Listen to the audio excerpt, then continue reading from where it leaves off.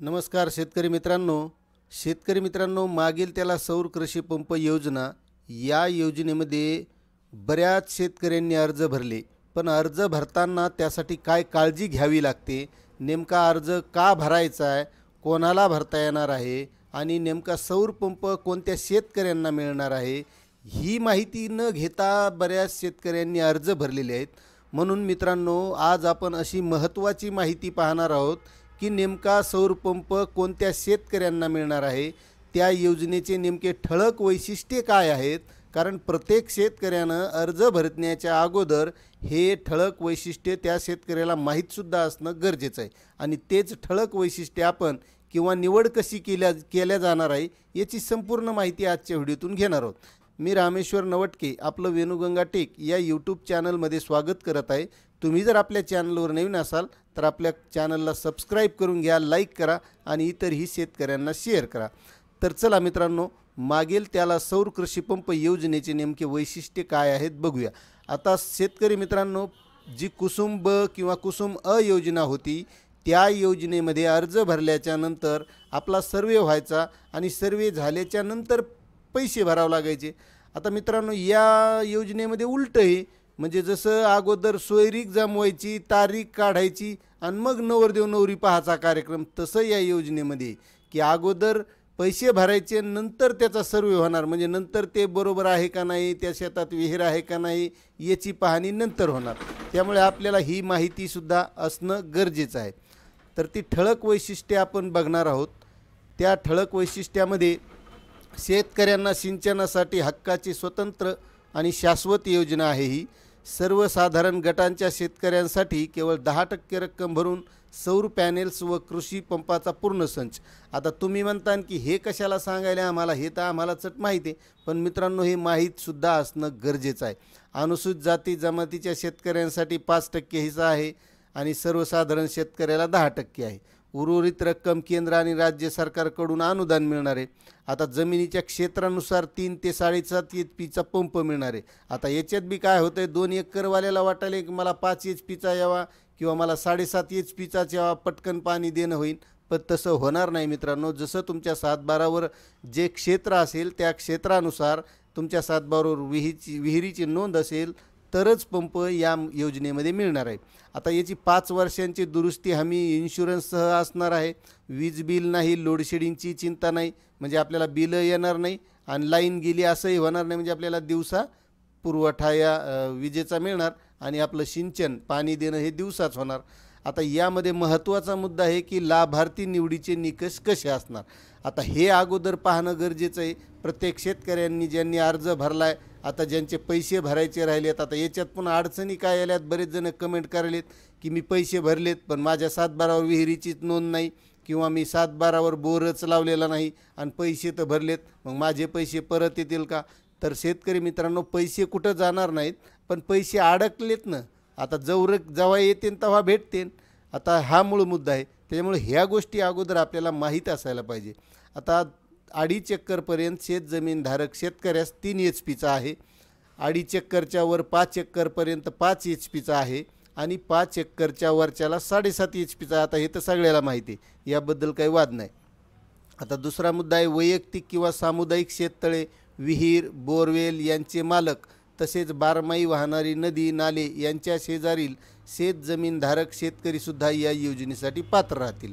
आता मित्रांनो, बऱ्याच शेतकऱ्यांच्या शेतात शेततळं असतं, पण हे शेततळं आपण 7/12वर लावतच नाही, मग हे 7/12वर सुद्धा असणं गरजेचं आहे।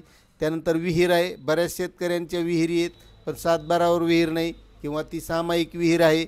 बरं, सामायिकमध्ये 2 प्रकार आहेत, एक विहीर सामायिक आहे किंवा जमीनच सामायिक आहे, हे सुद्धा महत्त्वाचे मुद्दे लक्षात घेणं गरजेचं आहे। किंवा बोरवेलच्या बाबतीत तसंच आहे। आणि ज्या शेतकऱ्यांच्या शेताजवळून चांगली मोठी नदी वाहते, भरपूर पाणी असतं, त्या शेतकऱ्यांनासुद्धा घेता येतं, पण त्यासाठी त्या 7/12वर किंवा त्या भूमी अभिलेखमध्ये त्या नदीची नोंदसुद्धा असणं गरजेचं आहे। आता ज्या शेतकऱ्याकडे बोरवेल, विहीर, नदी इत्यादी ठिकाणी शाश्वत पाण्याचा स्रोत आहे याची खात्री महावितरणद्वारे करण्यात येईल। आता हे एक मुद्दा आहे, विहीर आहे पण 10-15 फूट आहे तिला पाणीच नाही, तर त्याची पाहणीसुद्धा महावितरणचा अधिकारी करणार आहे किंवा एखाद्यानं अगोदरच सौर पंप घेतलेला आहे त्या विहिरीवर किंवा एखाद्याचा विजेचं कनेक्शन घेतलेलं आहे, मग हा महावितरणचा अधिकारी आपल्या इथं सर्वे करायला येणार आहे आणि याचे तर पैसे आपल्याला अगोदरच भरावे लागणार आहेत. मग सर्वेच्या वेळेस जर आपलं त्यामध्ये जर बाद करण्यात आलं, आपण तर पैसे भरलेले आहेत, म्हणजे जसं आपण मघाशी म्हणल्यावानी की अगोदर सोयरीक, लग्नाची तारीख आणि नंतर नवरदेव नवरी पाहायचा कार्यक्रम, तसं या योजनेमध्ये.